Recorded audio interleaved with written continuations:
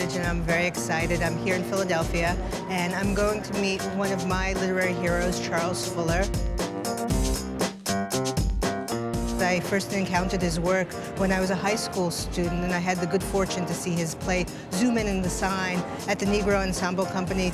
I was absolutely mesmerized and thrilled by the play. It was bold, it was electric, and I ended up seeing it 3 times.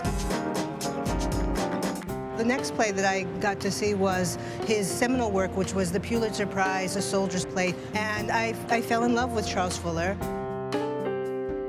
I'm super excited to be here because in many respects, Charles Fuller was my very first playwriting teacher. He's not only been a mentor to me, but he's been a mentor to a whole generation of young African-American playwrights. He really taught me that I could address the complexity of African-American life in a really sort of profound, smart way.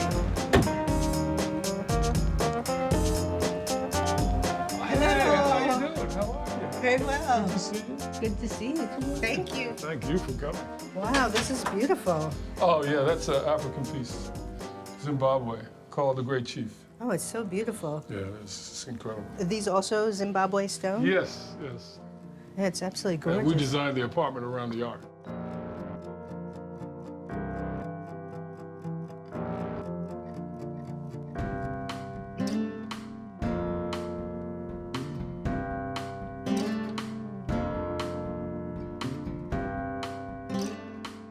This is where I work back here. Come on back. This is where the magic happens. The obi. Yeah. What is that for? Zooman and the Sign. Zooman and Sign, which I saw 3 times. Did you see that? Yeah, I saw the original production. No In kidding. fact, it's one of the reasons I think I write plays is that I was transfixed by that production. Okay, thank you so much. Yeah, I it was appreciate that. very, very important. It's sort of a benchmark in my playwriting life. Thank you very much. And then up right above, I see the Yeah. Pulitzer You got Prize. one of those? You know, Yes. congratulations. What did that feel like? I didn't believe it. Yeah, because you were the second African-American. Yeah.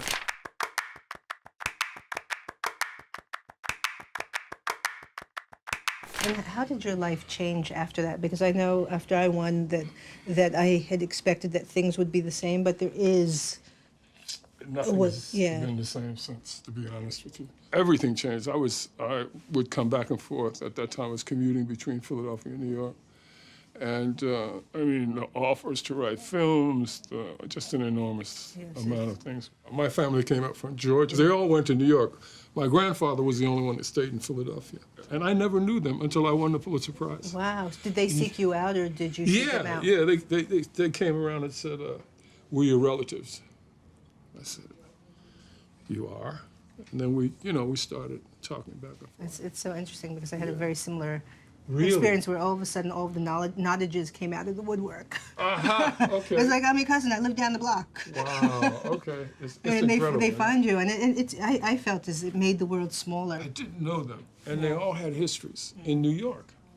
And as I found out different histories, I began to put the novel together. So you're writing the novel now? Yeah. And how is the process of writing a novel different than playwriting? Because I've been told that you use 2 very different muscles. I used to write short stories.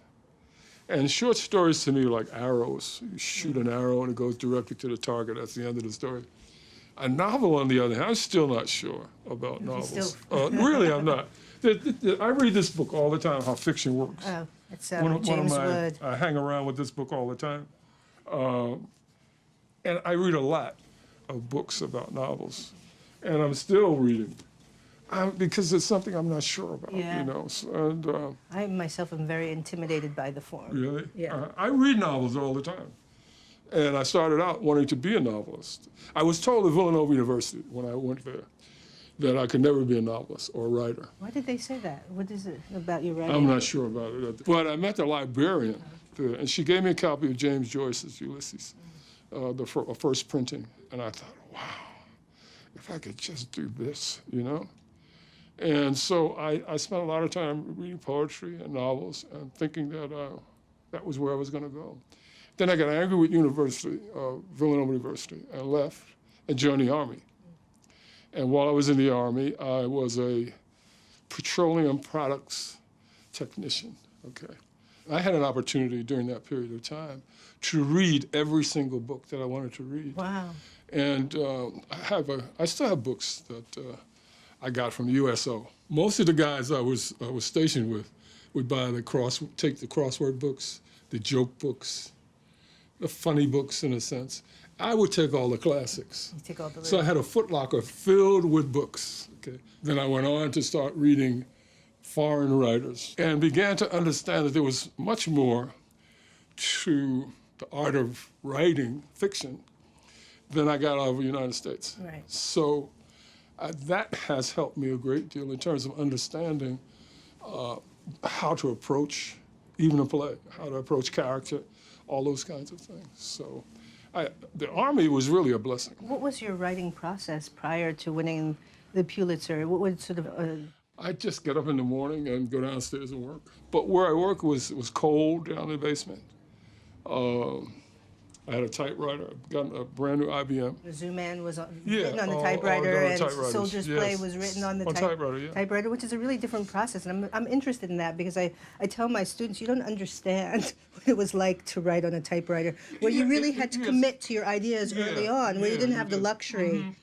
You really didn't. I mean, I sort of believe that the Norman Mailer in the book, I think one of his last books, that sort of spooky art he wrote, that if you come to the work every day, the work will tell you how to finish itself. Okay.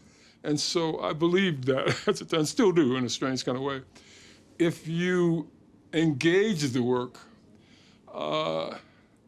over time, you begin to hear it and you begin to feel it, and so the work kind of starts writing itself. It seems to me that way. So in those days, and even now I still do the same thing, I start and I don't stop until I finish the work.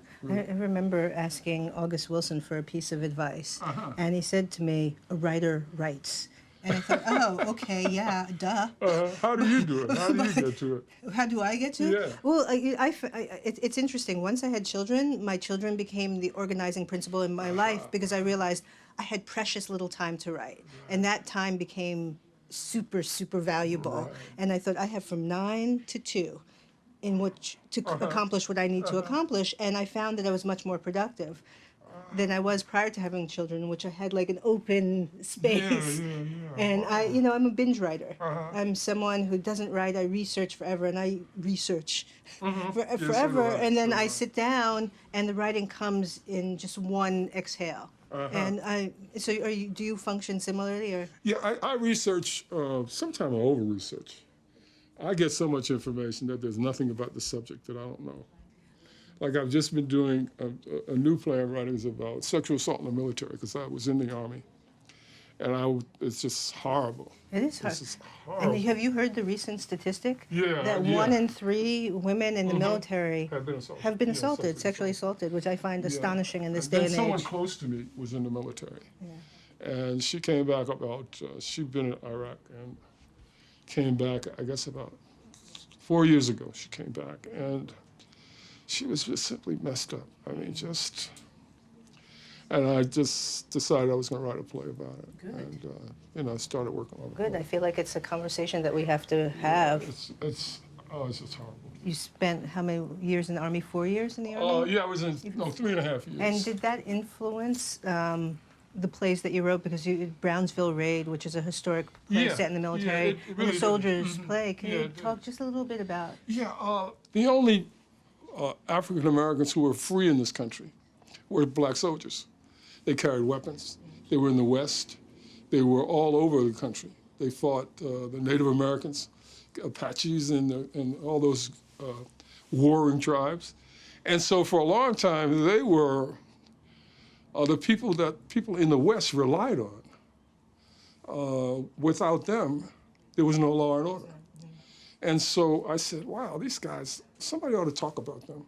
And so the Brownsville Raid came out. And so how did you find the story of Brownsville Raid? I read something a long time ago that Teddy Roosevelt had unjustly discharged all these soldiers from Brownsville, Texas, simply for shooting a horse in Matamoros, Mexico.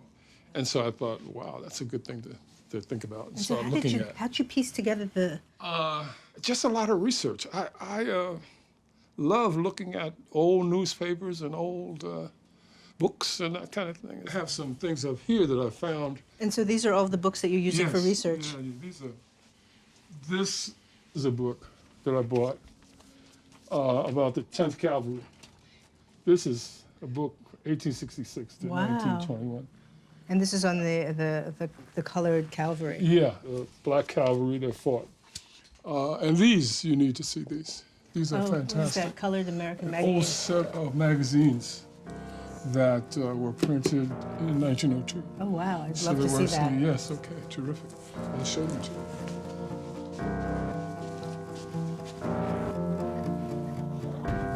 So what you find in here are not only the things that are going on in the United States with African Americans, you also get some first-person letters of soldiers who are fighting not only with Teddy Roosevelt, but also in the Philippines. Wow, these are amazing. Have you read through any of these? Yes. Oh, yeah. I read some of the letters and some of the ads and things. Rye pads for flatulence. It's a cure. Yeah, cure. This is an ad for hair Hair straightener straightener, from 1902. Right. Hair straightener. And the cover of the magazine. On each cover, there's sort of a very lovely, A lovely African-American woman. It's really fascinating to me, to the extent to which you'll go to research your plays. Well, the thing about it is, it's like Ebony at the turn of the century. It is like Ebony, isn't it? Yeah, it's an Ebony magazine. And I guess it was very popular at the time. This is where you went to when you went to look at very fashion. popular. So I have a question for you, because it seems as though research is so vital to your process, That is. and that you sort of tackle research like a historian or a novelist. How did you come to be a playwright? All my short stories are being rejected in magazines. I was sending them out all over the world. And I was getting rejection slips by the thousands. And I was a housing inspector here in Philadelphia, and we were working in a neighborhood in North Philly, and we decided we'd create a theater. It was a very poor neighborhood, Black, Hispanic, and poor white people in this community called Ludlow. And I started writing skits about what you could do to protect your trash cans. What you should do once you go in the house, you should lock the doors. It's because people were breaking into people's houses and stealing TVs and stuff. So you began with didactic theater. Yeah, I started writing little pieces and getting my Latino friends to translate them into Spanish. And we were doing them, little skits. And a woman came up from downtown and said, would you like to enter a play contest that they were having at McCarter's Theater in Princeton? And I said, yeah, sure. She said, well, could you have a play for me by the end of the week? And I said, yeah, sure. And I wrote a play, and it was chosen. It was called The Perfect Party. And it was directed by John Lithgow's father. Do you remember what it was about? Yeah, it was about a group of interracial couples who had been watching the news, because this was in the early, it's kind of like mid-60s. And they decided that they would go and support the civil rights movement. Got terrible reviews, awful reviews, but what it did was it sort of springboarded me into New York. Because the play was picked up by a group in New York, and it was done at a small theater on 2nd Avenue and 10th Street. And I met Douglas Turner Ward of the Negro Ensemble Company in this deli. And he said, if you want to, you could submit a play. And so this is Douglas Turner Ward, who became one of your principal collaborators. Yeah, he was. And so I said, if I write something that I think is good enough, I'll send it to you. It took about a year and a half before I sent him anything. I was so scared that he wouldn't like what I would send him, so I waited for a long time. And I wrote a play called In the Deepest Part of Sleep about an incestuous family relationship. And they did it. I began to feel that being in New York was the place to be, quite frankly. But what an incredible time to be making theater when you had places like the Negro Ensemble, and you had these formidable theater artists like Woodie King and Douglas Turner Ward. And I sort of envy the fact that you got to come up in a world in which there were so many vital African-American directors, writers, true. actors who were all in one spot. Well, we thought we were creating history. We really believed that. Well, we were, frankly, the first group of playwrights. And so we all knew each other. We all worked together. Some of us liked each other, some of us didn't. But it was a family in a strange kind of way. The problem we had was money. Right. Trying to finance these different theaters that were running. And gradually, each theater ran out of money. The Lafayette ran out of money first, and they vanished. And why do you think the Negro Ensemble managed to survive? Well, they did theater cheaply. Doug told me that when you submit a play, make sure the play is about 90% ready to be done. We didn't do productions like on the weekends and that sort of thing. When you did it, you just went ahead and did it. I write now cheaply. I mean, I still write cheaply. I write so the directors and the producers and people don't have to spend a lot of money on what the production is. Right. The question that I want to ask you is, Douglas Turner Ward is responsible for nurturing so many amazing African-American artists. What was his special touch? How did he find and identify talent? I never met anyone who had the capacity to read a play and see it almost at the same time, and tell you what was good and bad about it right away. For example, Zooman and the Sign. Okay, he saw that play, and he gave me a call and said, "I want to talk to you about Zooman and the Sign." I said, "What about it? What's wrong with it?" So he said, "Would you come up here and we'll talk about it?" And he pointed out different places in the play where things didn't work. Do you recall any of the instances, or is it too? Oh, the character Zooman is always floating on the stage. And I had him in a scene with the family. And he said, "Why would he be in a scene with the family?" And I thought about it, grumbled, and I took him out of that. And so it worked out very well. I won an Obie as a consequence of that. So he has this capacity, this unique ability to see something and understand right away what it needs to play. A soldier's play, for example, didn't need anything. I cut 2 lines out of the play, period. That was it. From when you first brought it in for rehearsal to? From the time we started reading it to the time it was on its feet was 2 weeks. Wow, that's amazing. Yeah, it was the fastest play in terms of the actors that I work with ever. And so what was your relationship with Douglas in the rehearsal room? How does he function as a director? Doug always thinks about what your work is. Mm-hmm. So everything is in terms of the play itself, not so much in terms of what he as a director wants, but what is the writer trying to do in this particular scene? And that's what he starts telling the actors. Well, the writer doesn't want that. The writer wants this. And did you always agree with him? No, not always. No, I mean. And so, what did you do in those instances? I would sit there very quietly until the rehearsal was over, and then he and I would talk on the side. I never interrupted him. Right. I would always wait until he was finished, and then he and I would talk. Angry, screaming at each other sometimes, but there was a kind of respect we had for each other that lasted and still lasts in terms of how we worked on the play. From my point of view, he was the director. I had no interest in directing the play. And he was always gracious enough to leave the writing part to me. He would never come to me with, "Well, I think the line ought to say this," because he knew I'd fight him tooth and nail. "You don't write, I do." And our relationship has remained over the years because we always, in a sense, understood our place with each other. And did you have someone at home who you could show those first drafts to and who could give you feedback, or did you really rely on your own intuition and your own? I never had anybody to read Anyone, them. too? No. Wow. If it didn't work in my head,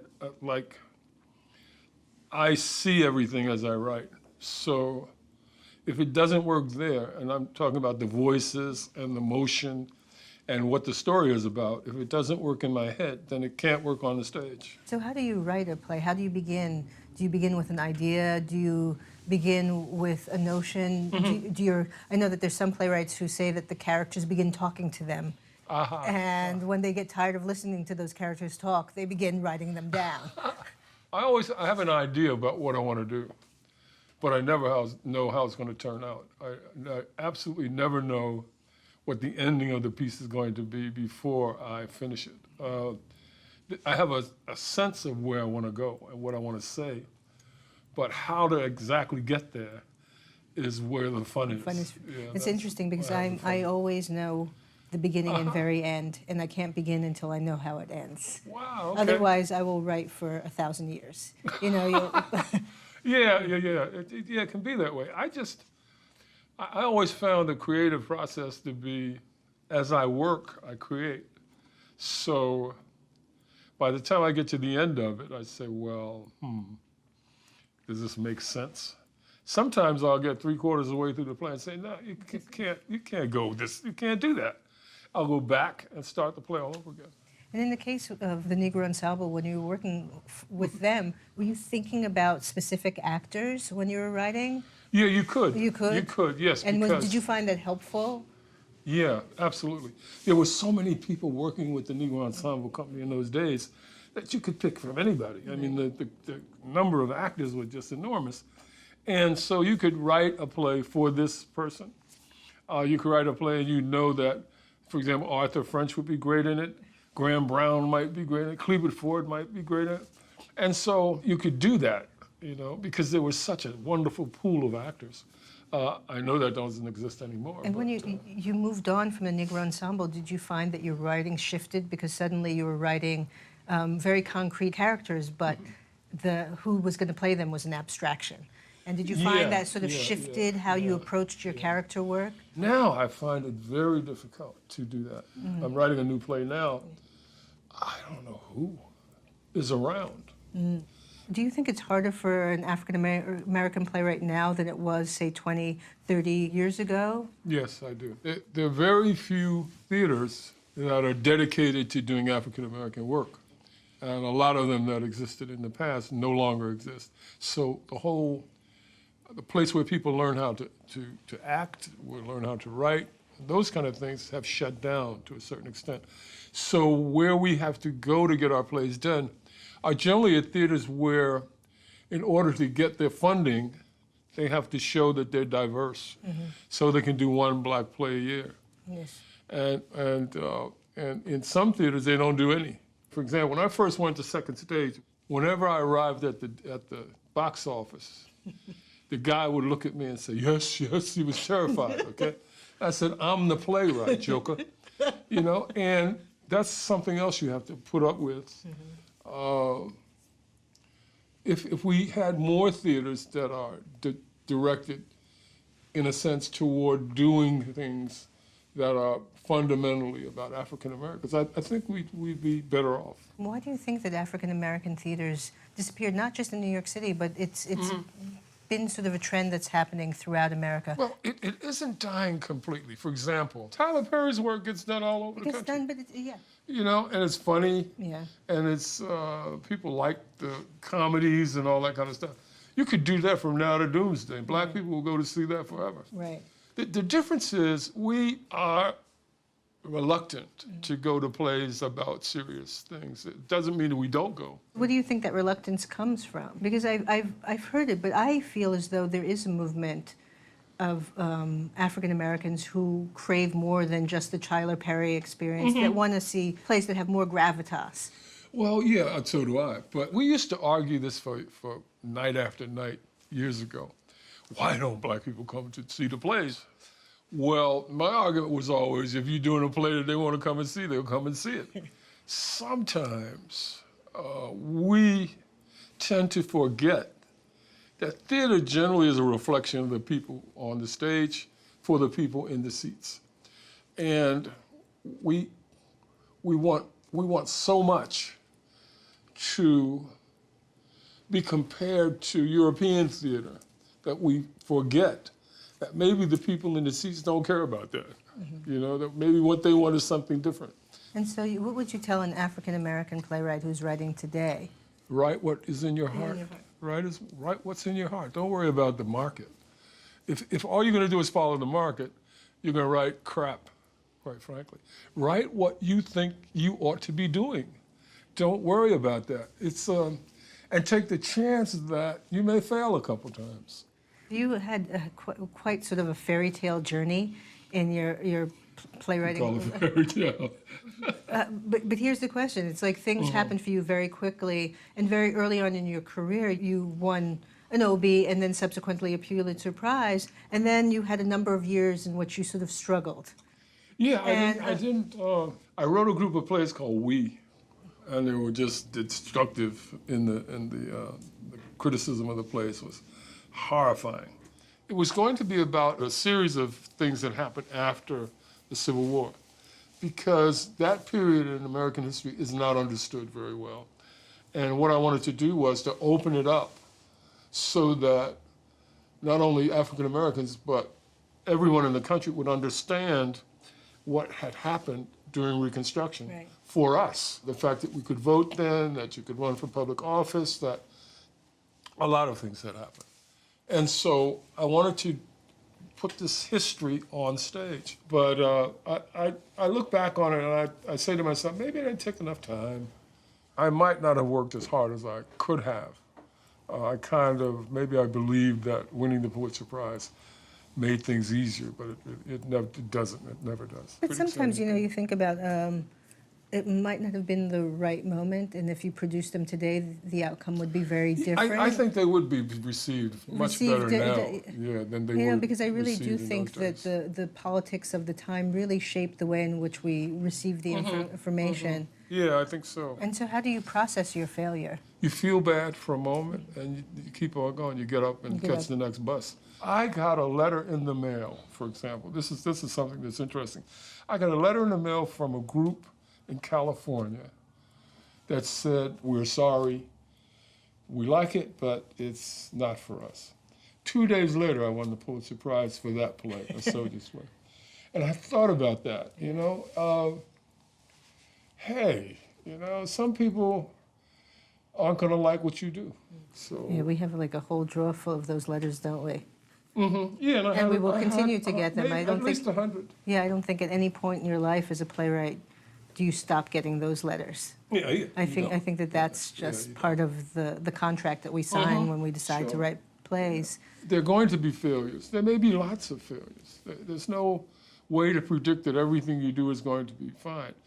My plays have been pounded by critics, and you just keep working. My issue with the critics is that it really isn't a diverse group of people who are really critiquing our work. By and large, it tends to be middle-aged white men who are not necessarily familiar with all of the nuances of the play that I'm writing. And I feel in some ways that as African-American writers, we're writing at a handicap because we are, our work is not being reflected back. Well, when we were working, we raised hell with the New York Times. Our argument was yours, the one you have right now. Well, what do you know about what we're doing?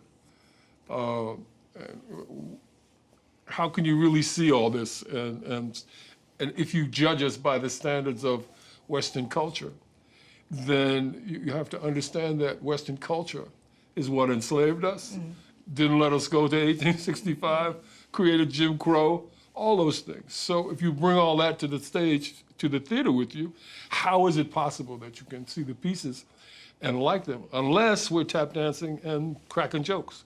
Would you consider yourself to be a political writer? Yes and no. Yes and no. Yeah, I do. So I do things that are political, yes. And the no? Beg pardon? You said yes and no. Yeah, well, I always remember that a play should entertain you. And you don't think political theater can do that? No, I think you can do political theater that does entertain you. Yeah. It doesn't have to make you ha-ha, but it will make you think. Yeah. You will be delighted, which is part of what a play should do, delight you, even though it may not end as happily as you'd like it to. Delight doesn't mean smile, but it will jar you, your mind, something will happen to you, and I think that's wonderful. That's why I write it. That's why you... But if it doesn't do any of those things, then I'll ask myself, why did you bother to even try this? You know, what's the point? And so after the We cycle, you went to Hollywood. Yeah. And you began writing screenplays. What was that experience like? Sort of moving from this very nurturing Negro ensemble company life to suddenly being in Hollywood, which I know can be quite difficult. Yeah, I always frame it as to say a playwright is like a man riding a motorcycle. A movie writer is like a guy riding in a bus. And in the bus, there are other passengers. And so you have to say, excuse me, I want to get to the door. Or excuse me, I'd like to get out in the front of the bus. Well, there are all kinds of people talking and telling you things while you're working on a film. It can be debilitating. But I found it enjoyable on a certain level. I was lucky. The money is ridiculous. Not ridiculous, wonderful. But I was not satisfied in terms of the kinds of things that people wanted to make into motion pictures. So I went there with the idea that you could do a lot of extraordinary things.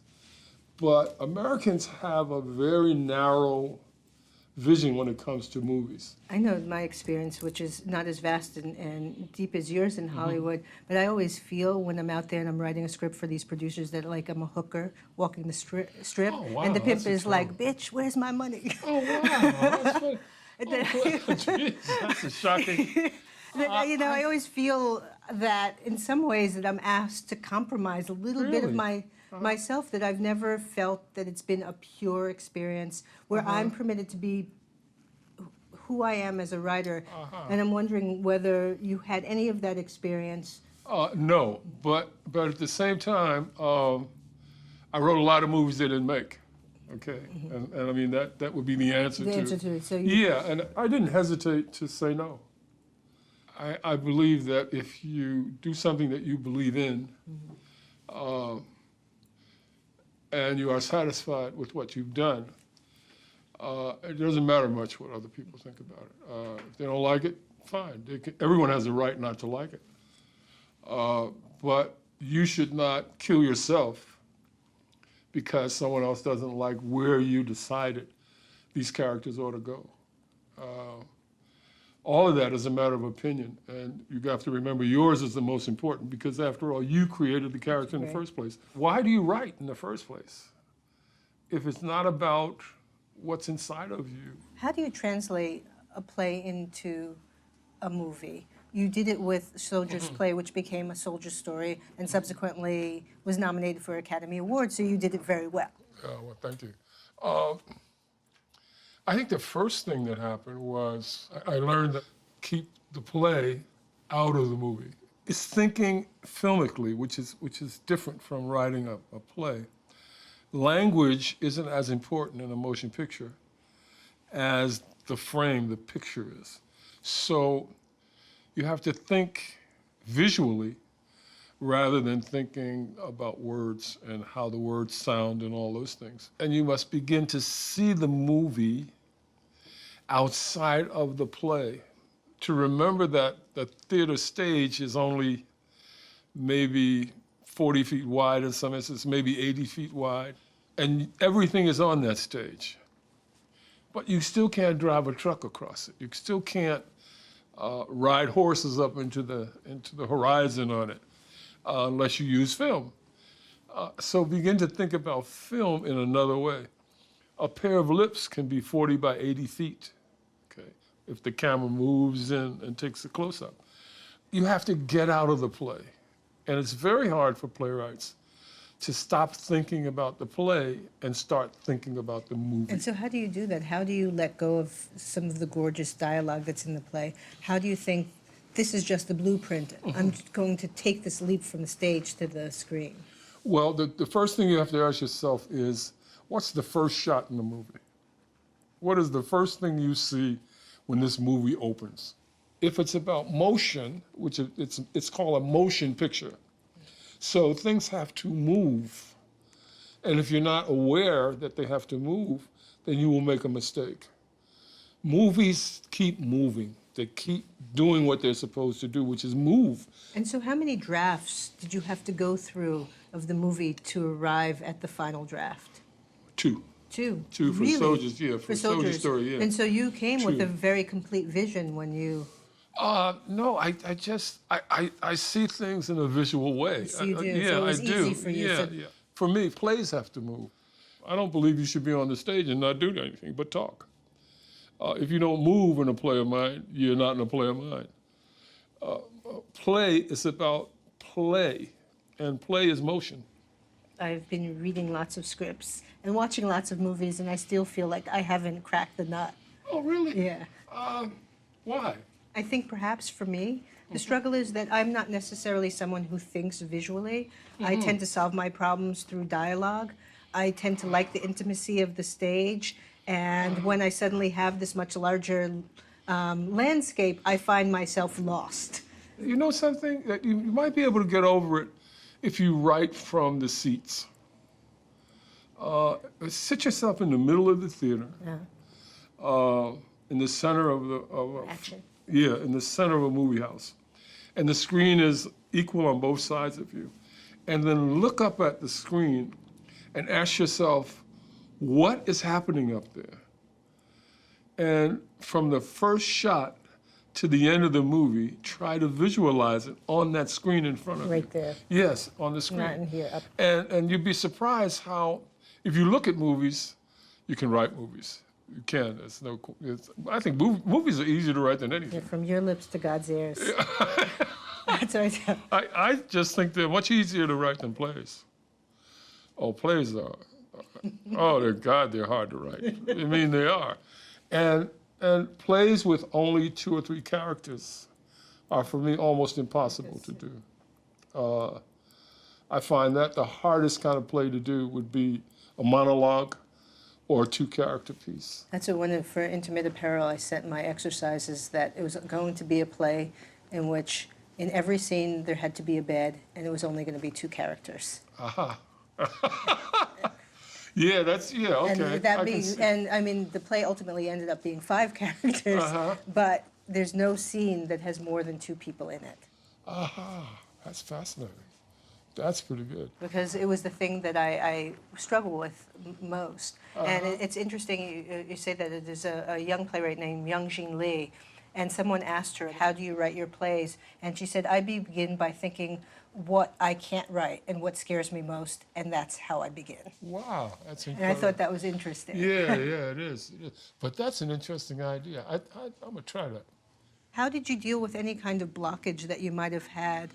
I know that different writers have different strategies. For instance, when I'm blocked, I research the first day of my play. I go to the library and I find out everything about what was happening on the day that I've decided my play is going to begin. Wow, okay. I sort of lay down, feel bad, or read a book. I find a novel I want to read. I still get a million ideas out of novels. And so I say to myself, well, I can't write this because I don't know where I'm going. But maybe I'll find it in a book. Do you see a shift in the way in which young people are writing today? Is there work that you respond to or work that you don't respond to? Most of it I don't respond to. When I taught at Temple University, most of the people told me that they were taught how to write in undergraduate school and in high school. And I would tell them that you should go back to the high school or the undergraduate college with a baseball bat and beat your English teachers to death because they didn't teach you how to write. They told you that you should have a creative explosion. And I would say what I know about explosions, a hand grenade explodes in all directions. So a creative explosion probably also explodes in all directions. Which one do you take? Art is about framing. Fundamentally, you can't have a play or a piece that runs forever. Painters don't paint the whole city. They work within a frame, and within that frame, their creative talents explode on you.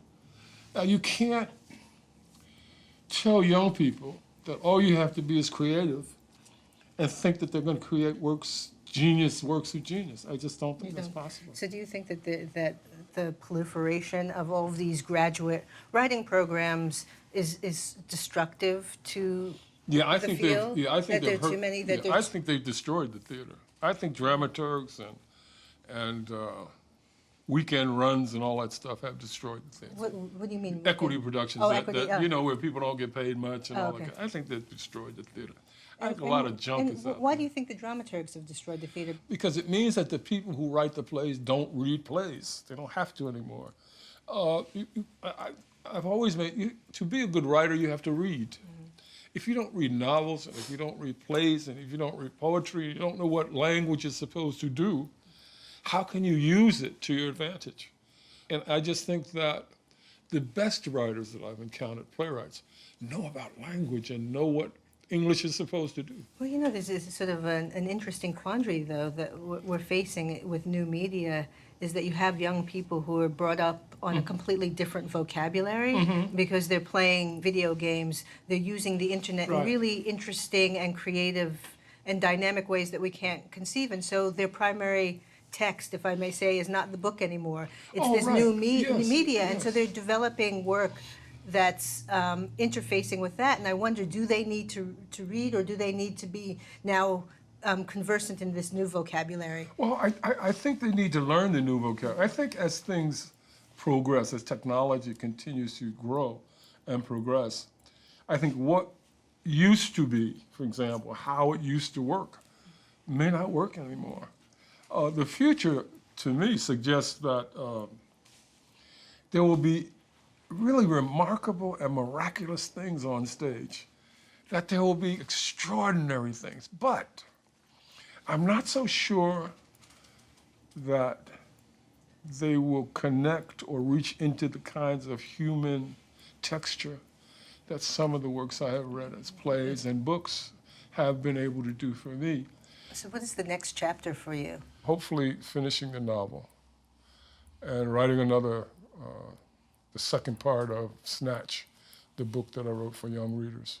So the book Snatch is self-published. Yes. I'm really curious about why you made that choice. Largely because it's very hard to get big publishers to publish African-American children's books. And I thought we would do much better if we published it and sold it ourselves. And you say we, my wife your and partner? I. Oh, your my wife wife runs the company, David and Me Publishing Incorporated.